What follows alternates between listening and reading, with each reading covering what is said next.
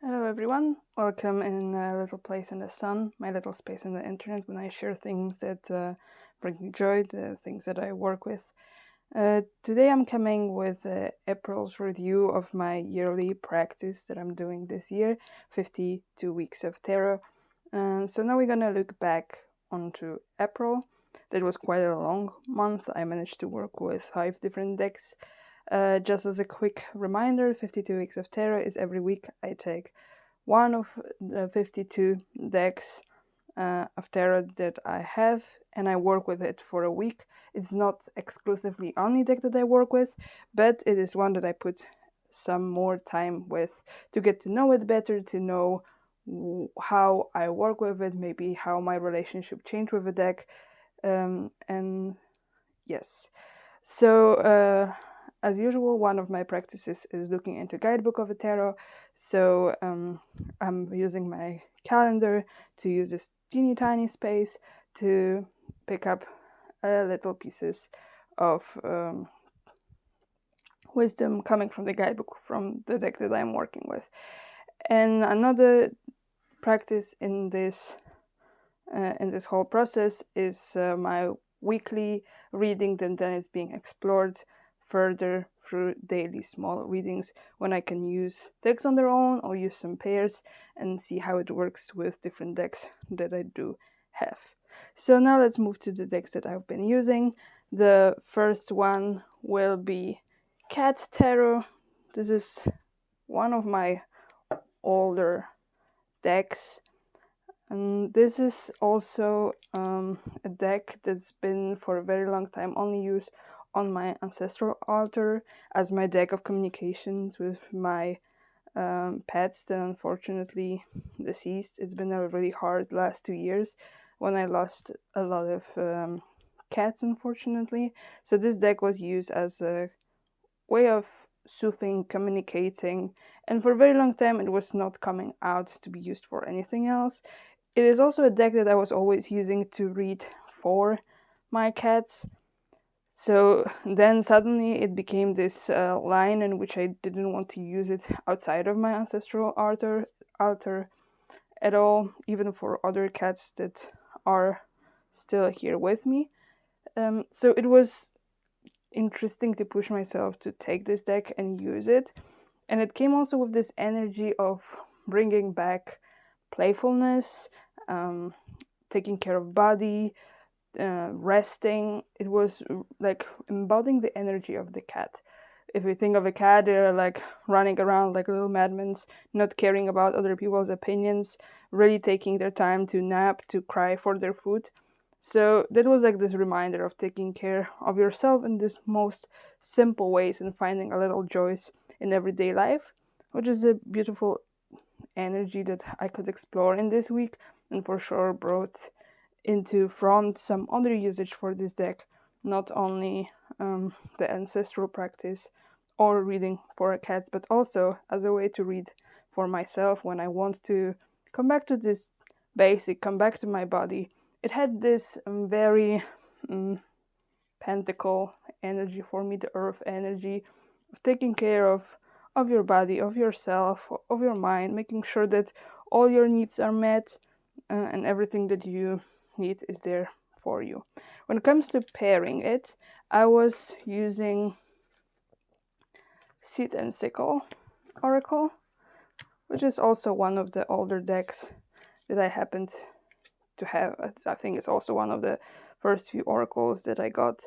It is very like soothing, very caring, again back to earth. Here we're working with different plants, with their a bit of their folklore, a little bit of meaning behind the plants.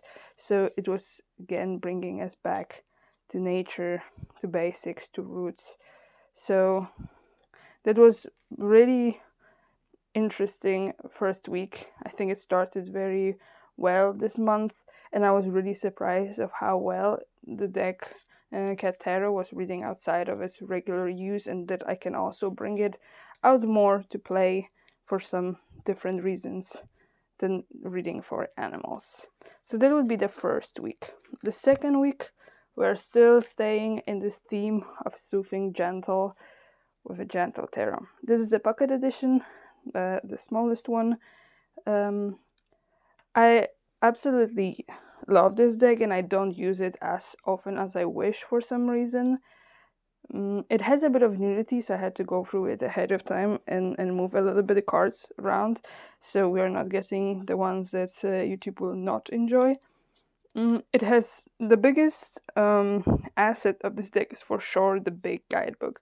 The big guidebook is something that you can just sit for hours, journal, explore, find something new every single time you are going through this deck. The fact that artist is going into the meaning behind her art, so you can really get to know this deck in a very intimate way, and it's absolutely beautiful practice. It was really there holding space for me. April was not the easiest. It was also quite busy, but also health-wise it was not the easiest, and that's why I'm also recording very late that video right now. It's already almost halfway through the May. And also I still didn't put together the March video, which is gonna be also put very late on the internet, but this is something where I learn to let go of perfection and allow myself to go with my own flow. For me, these videos are more the way of archiving the ways I work with decks. In a certain way, it's also my deck collection video, because in the end of the year, if you see all the videos, you can also see all the tarots that I do have and work with. So this deck that is like very gentle and allowing to bring you back to yourself and finding time to spend with your own thoughts, introspection, to take a moment, to take a breath, to remind you that you don't have to do, that sometimes it's good to just sit down and relax, is for sure something that was very needed. When it comes to pairing, I will start with a less obvious one, as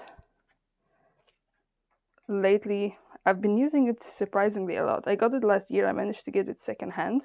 This is Pathfinder Oracle.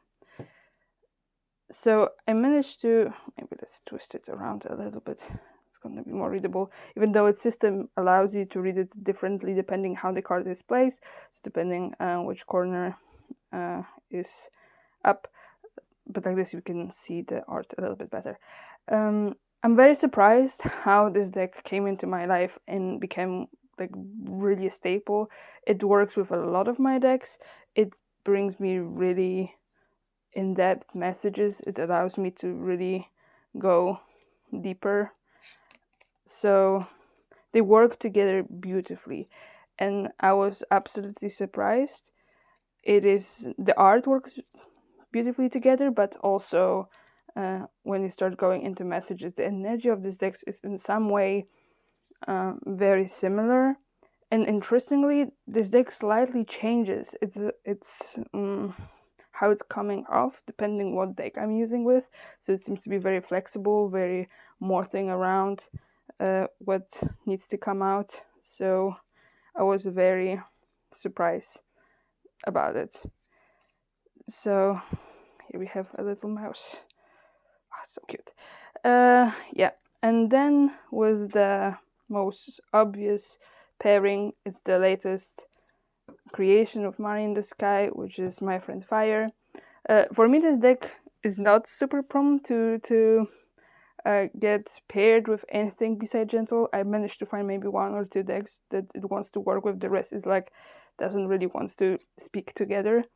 But for sure, since it's made by the same creator and it's made as companion deck for Gentle Tarot, it really beautifully works together. It is having this kind of energy that I really need in this moment, this awakening of the fire and the power within yourself, finding your own sovereignty. It can still hold you gently, but it will also push you into directions that you need to go, that you need to see. So this is My Friend Fire. So that was the second week where we were still staying in this very gentle and caring energy. And then we are moving to a deck that I've been using for the first time in this whole week, which is the newest edition of Jonasa Jaus, so 9th edition of Jonasa Jaus Tarot. This is, I received this deck, I think, January, February, and I did not use it yet at the time. I knew that there's going to be a whole week when I can use it, so I kept it for this time. Despite the fact that it's a very green deck, for me it has such air energy. It really comes off strongly with communication, honesty, straightforward, really cutting the chase. Here's what you need to hear. I don't care how you feel about it. This needs to come out.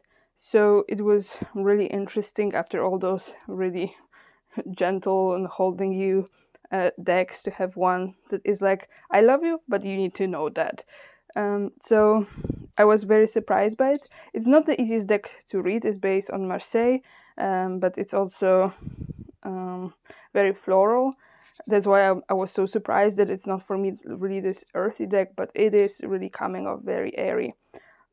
So yeah, for the pairing of this deck, I started with the Tree Wisdom Oracle. Am I saying it right? I always say the name of this deck wrong. The Tree Whisper Oracle.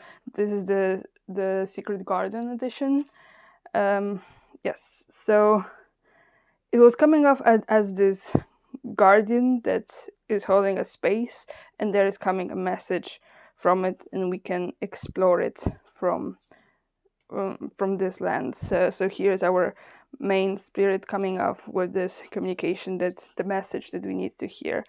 It had a really interesting way of going really deep into certain topics and calling me out in certain moments. It works with each other beautifully because of the strong greenery.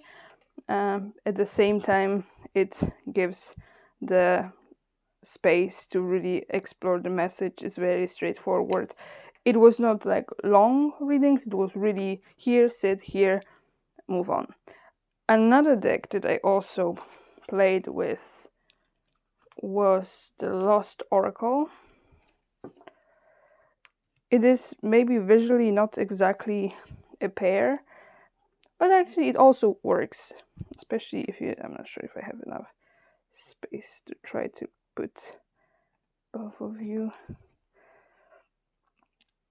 So it can really, it was coming off with Lost Oracle. The messages were coming off much more gentle. It was much more understanding. It was much more soothing. It got a little bit tamed when paired with the Lost Oracle. So it was also interesting to see how its energy is changing depending what I'm pairing it with, and how it continued to work. Yeah, so that would be the third week when we were working with Jonasa Jaus Tarot. And yes, and the next week is coming a deck that is also one of the oldest decks that I have, which is the White Numen Tarot. I love this deck. I really wish that I would be working more with this deck. I could say it about a lot of my decks. At the same time, it's always the one that I can come back to. I read with it so easily. It always, for me, it's understandable what it's trying to say to me. It has for me very fiery desert energy. It's this, there is something primal, but also something fiery, very creative. Very often it speaks about the creativity, making something, finding my power. It is deck that I've taken for travels with me. It absolutely worked beautifully in Morocco when it was really matching the energy of the place. It's a deck also that I want to use more for the creative work when I'm creating things for D&D. So I want to find more ways that I can play with it, so I can actually create more space when I can use it more, play with it more. It's a deck that always comes out in April, May. It's really, for some reason, resonating with this energy, even though it comes off very summery. For me, it's really this April-May thing. So when I was pairing it with a deck, one of the decks that I like pairing it with is Animal Allies. This is a mix of Animal Allies 1 and 2. Right now I have just chosen some of the cards that I have the easiest time reading intuitively, so the animals that I am very connected with, I know something more about. There is much more cards. This is like when I combine both of the decks, it's really, really huge deck. So this is a combo that very often plays into colors. I pay attention how the color from one card goes into the other. Are they maybe in the opposite? Are they maybe playing into each other? Is there maybe the major color from here? Is it playing somewhere in the card and bringing my attention to it? This is really a combo that I love to play in the color-wise ways. I love reading with some additional attention to colors. So this is one of the decks that I can play with it very nicely because it has this majority of one color usually. Also, you can go deeper into the animal itself, and the little pamphlet that is coming with it has sort of like statements, questions, so you can use it as starter up for some conversation to which White Numen is then helping you to explore and finding in your depths the answers. So that would be one of the pairings, and here is also where I played a little bit. Oh, what did I put you? This is me making an absolute mess of the thing, but okay, we are losing cards. So this is a deck where also my friend Fire wanted to cooperate a little bit more. This is a deck that in the end I was using together. The messages were coming, like we can see pause, the hangman, they do collaborate. So there was also a little bit of a play of color, so I could also use it a little bit more. So this is a deck that my friend Fire really wanted to work with. It came off with more of this gentle energy, but also this was again more of this exploration of creativity, finding that fire and life force, exploring where can be the sources for me, where I can get more energy from. This is something that's really important for me, especially with a chronic fatigue syndrome that is also playing together with my other health problems, and lately my energy levels been absolute disaster. So having those decks that fill me up with energy and excitement is something that is really helpful and something that really helps me to make it through the day, especially when it's really bad. And then we're coming to the last deck that I've been using this month, which is deck. I think a lot of the decks that I am mentioning right now is the decks that I have for a very long time. It seems like in April, which is also my birthday month, I come back to those staples, to the ones that I really loved, that I've been always using a lot. So this is the Forest of Enchantment Tarot. This is a deck that really talks to me, to my inner child. This is the stories that I was growing up. I think if I was a child, I would absolutely love, when I was, let's say, somewhere between 7 and even like 14, 15, I would love to play with it. I loved folk stories, legends. I always collected books with those. So this is something that really plays into that interest that I had in childhood and still have. This is also for me a deck that really works with the Dark Forest archetype, the exploring of the fairy tales, going into story as a way of finding pieces of yourself, of healing, of working through certain topics. This is something that is very part of my own path, working with story, with fairy tales, weaving those elements together. So a deck that is based loosely on different stories. You can find some inspirations to certain fairy tales or figures, but they're not like, oh, this is the story. This is really, you can play with it. It's great for creating story, creative writing. It's for me also one of those decks that's also like a hugging deck, one that holds me when I am struggling. This is also one that is very easy for me to read with. So when it comes to pairings, I'll take only part of the deck because it's very slippery. One of the decks that I always pair it with is Cottage Witch Oracle. This is created by Christa from Christa Chronicles here on YouTube. And if I remember correctly, she was also very often saying that this is one of her staple decks, the ones that she's coming back to. So it is the pairing also comes as this reminder of her lovely energy, the enthusiasm that she has. So this is one of the pairings that I've been using. It's very straightforward. It helps you clarify and explore where are we going with this story. It can also pick up on certain elements, like here we have cover, here we have cover eyes. What are we not seeing? What we are refusing to see? Or maybe what we need to cover for a moment to then to get overwhelmed and then move on with our life.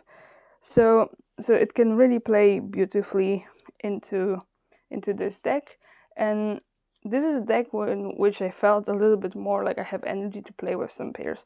Lately I've been really struggling with pairing more stuff, more because it's more shuffling, more time, and I have very limited resources. So I was very surprised when I managed to pick up some more pairs and play with more decks. I was really excited about it. It's been really a while. So this is Magick of You Oracle. For me, this is one of my staples. This is one of the decks that is my Oracle, that is like work horse Oracle.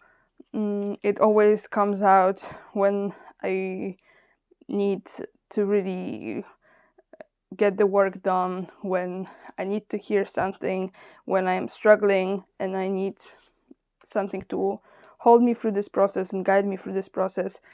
I play with it quite a lot. And even though maybe the art is not exactly maybe speaking with each other, with the energy of those decks, they work together beautifully and absolutely gave me what I needed to hear and hold me in the space and help me to work through certain stuff. So this is another deck that I paired. And the last one, which is Fairytale Oracle from the Broccoli magazine. That makes absolute sense since we are talking fairy tales. So even though again the art is different, it's not exactly maybe in the same style, but because of the themes, because of like what they're bringing to the table, they work beautifully. They make you concentrate on certain elements. The Fairytale Oracle, what I really like about it is the fact that we are working here with certain archetype, element, symbol that is working very often in the fairy tales and not with certain fairy tale as usual those fairy tale decks are. So here we are having element that we're concentrating on.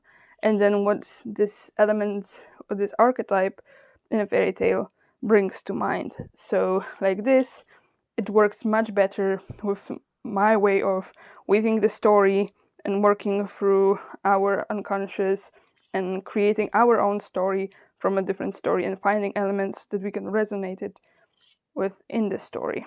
So that is Fairytale Oracle. That was very easy choice when it comes to pairing it. So that's been my decks for April.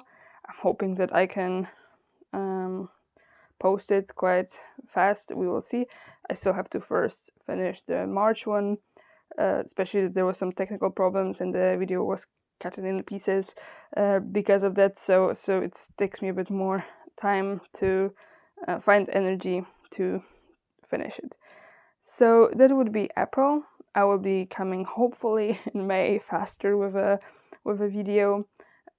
It's something that I have to accept that it's not the easiest thing to do for me lately, to be consistent with certain things, and I have to accept when I need more rest, and when I can do some stuff, then I can do a lot of stuff.